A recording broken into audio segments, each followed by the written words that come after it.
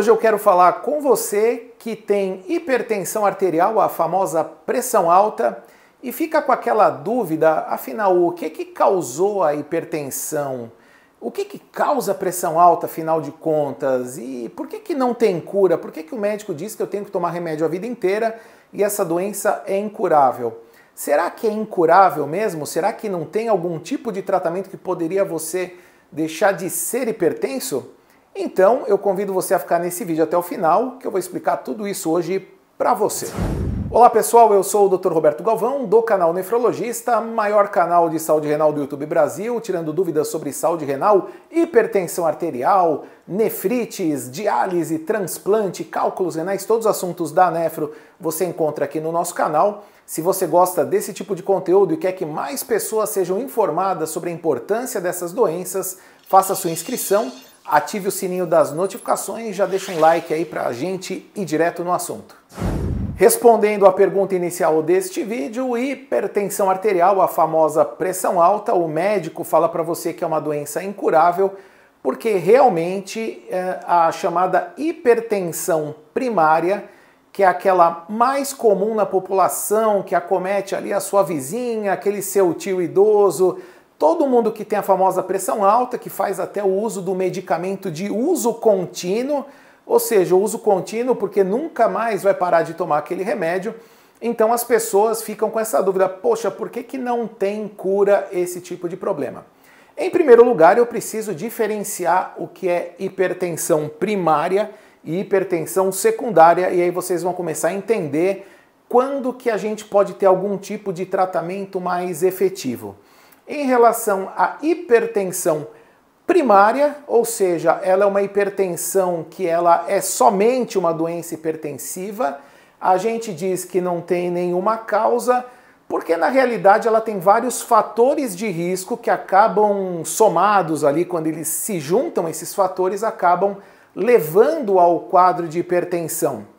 E quais são esses fatores de risco que são as causas da hipertensão? Eu costumo dizer que a hipertensão primária não tem nenhuma causa, mas ela tem todas as causas ao mesmo tempo.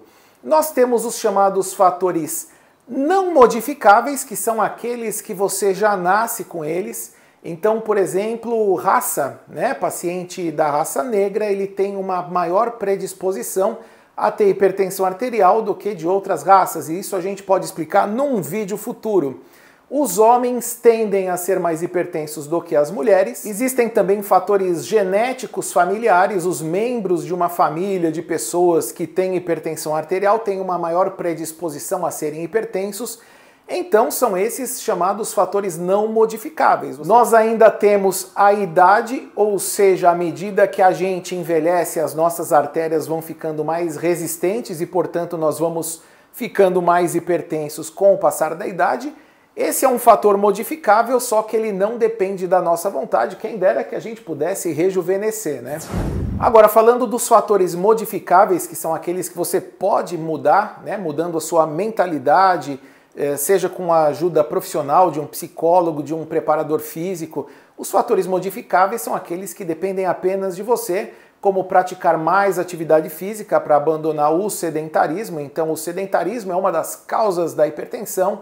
A obesidade, que acaba sendo uma consequência direta, também é um fator de risco para a hipertensão. Um outro hábito é o tabagismo. O hábito de fumar acaba inflamando as artérias, provocando aterosclerose, aumentando a resistência dessas artérias, o que acaba contribuindo também para o quadro de hipertensão, além de outros desfechos cardiovasculares, como infarto e AVC. E ainda nos hábitos de vida, ainda temos uma população que cada vez mais se alimenta de comida industrializada, que é sempre muito rica em sódio. E esse sódio, que na verdade é o sal que contém na comida, acaba colaborando muito para o aumento da pressão arterial. Então esses são os fatores modificáveis. Tanto é que no início do tratamento da hipertensão nós instituímos as chamadas medidas não farmacológicas, que visam justamente modificar esses comportamentos. Então abandono do tabagismo, melhorar a alimentação, comer comida mais saudável, diminuir produtos industrializados, reduzir o sal,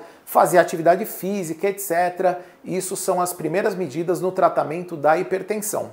Agora você também me pergunta, pô, doutor Roberto, mas se eu já parei de comer sal, se eu estou fazendo atividade física, se eu parei de fumar e tudo, por que que minha pressão continua alta? Justamente porque existem os fatores não modificáveis. Aí a gente está falando da raça, do sexo, do envelhecimento, da história familiar, da sua genética. Então, esses fatores a gente não consegue modificar. E muitas vezes, aliás, grande parte das vezes, os pacientes precisam tomar medicamentos antihipertensivos de forma contínua para o resto da vida.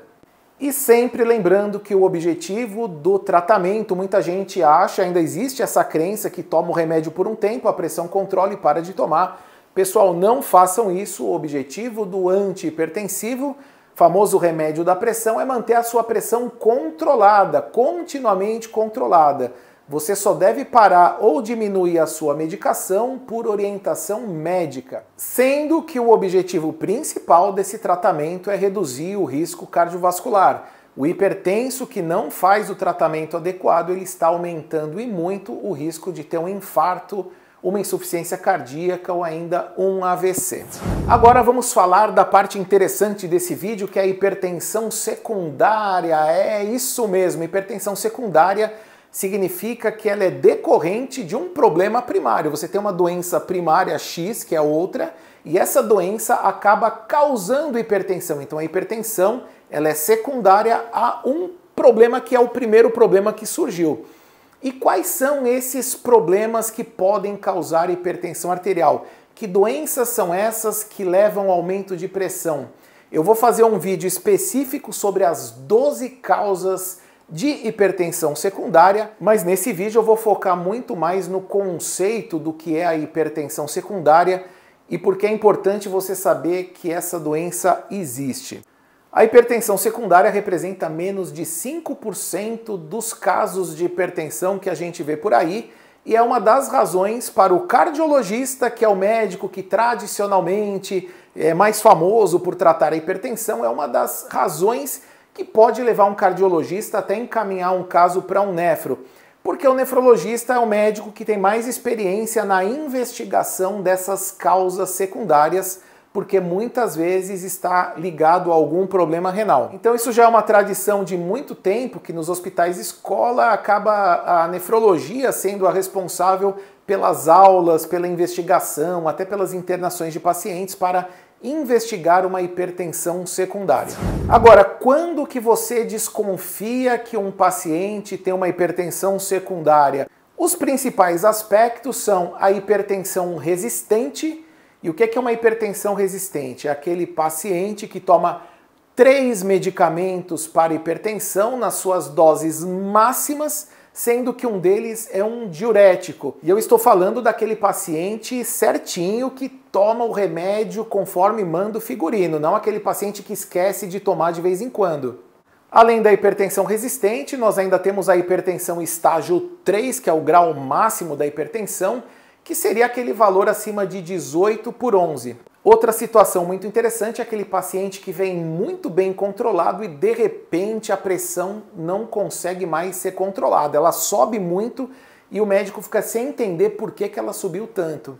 Mais uma coisa muito importante é aquela hipertensão que surgiu antes dos 30 anos de idade ou depois dos 55 anos de idade. E aqui eu chamo a atenção para os jovens principalmente, porque se aparecer um paciente jovem com uma pressão muito alta e resistente, a gente tem sempre que desconfiar de uma hipertensão secundária. E além disso, outra coisa que liga o desconfiômetro do médico é quando esse paciente ele não tem obesidade, é um paciente magro e que não tem nenhuma história familiar de hipertensão, ou seja, ele é o único hipertenso da família. Então, qual seria esse modelo de paciente? É um cara jovem com uma pressão muito alta e que ninguém na família tem hipertensão. E como tudo na vida, existe um lado ruim e um lado bom dessa hipertensão secundária. O lado ruim é que é uma hipertensão de difícil controle, que pode levar a um risco cardiovascular muito alto. O paciente pode ter um AVC com 25, 30 anos de idade. E ainda um lado complicado do diagnóstico da hipertensão secundária, porque além de demandar um especialista com experiência nesse tipo de situação, o diagnóstico nem sempre é fácil.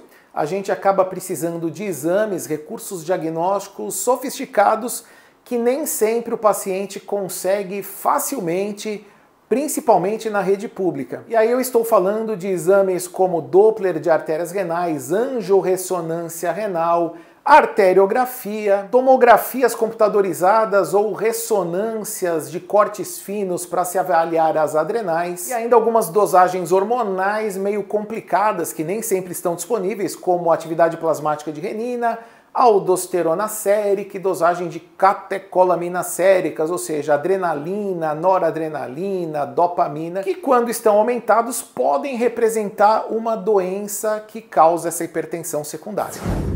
Agora, eu falei que existe um lado ruim, mas tem um lado bom. O lado bom da hipertensão secundária é que quando ela é diagnosticada a tempo, de forma correta, essa causa pode ser tratada. Aí que entra aquilo que eu falei no começo do vídeo, que a hipertensão pode ter um tratamento. Esse tratamento pode, inclusive, curar a pessoa da hipertensão em muitas vezes, nem sempre.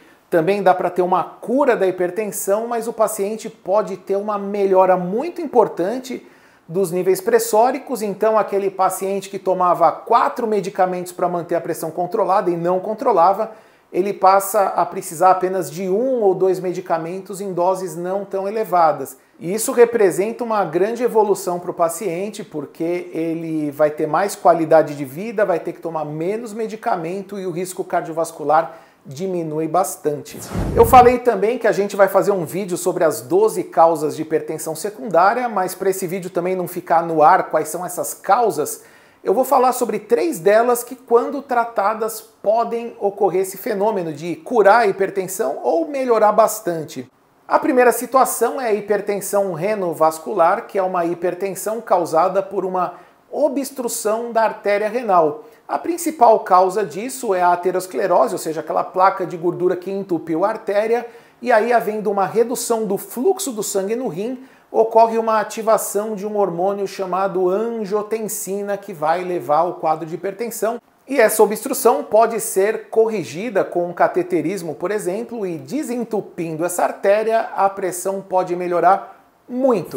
Um segundo exemplo é a doença chamada hiperaldosteronismo primário, que pode ser causado por um tumorzinho benigno na glândula adrenal, que é aquela glândula que fica em cima do rim, e esse tumorzinho começa a produzir em excesso um hormônio chamado aldosterona, que está relacionado também à hipertensão arterial.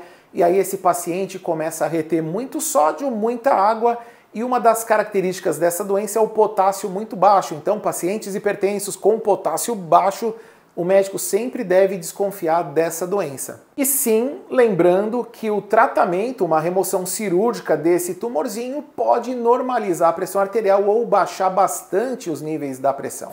E uma terceira situação, que é a mais conhecida pelas pessoas, a chamada obesidade, né? Principalmente aquelas obesidades mais graves, de grau 3, que também são chamadas de obesidade mórbida. Paciente com índice de massa corporal acima de 40. É um paciente que tem uma alta probabilidade de ter uma hipertensão secundária e resistente, os medicamentos não fazem mais efeito, por diversos mecanismos hormonais que não cabem aqui nesse vídeo, mas o fato é que quando esse paciente faz o tratamento para reduzir o peso, seja através de medicamentos ou ainda por uma cirurgia bariátrica, a tendência é que a pressão fique bem mais fácil de controlar. A maioria dos pacientes, infelizmente, não ficam normotensos, mas há uma tendência sim da gente controlar essa pressão de uma forma muito mais tranquila. No próximo vídeo nós vamos falar sobre as 12 principais causas de hipertensão secundária, nós vamos falar sobre muitas outras causas que podem levar a esse tipo de pressão de difícil controle. E se você quer acompanhar mais esse conteúdo, não se esqueça de fazer inscrição aqui no canal, de ativar o sininho, convidar mais pessoas para conhecer o canal. Eu volto em breve então com a continuação desse vídeo aqui. Um grande abraço, até a próxima!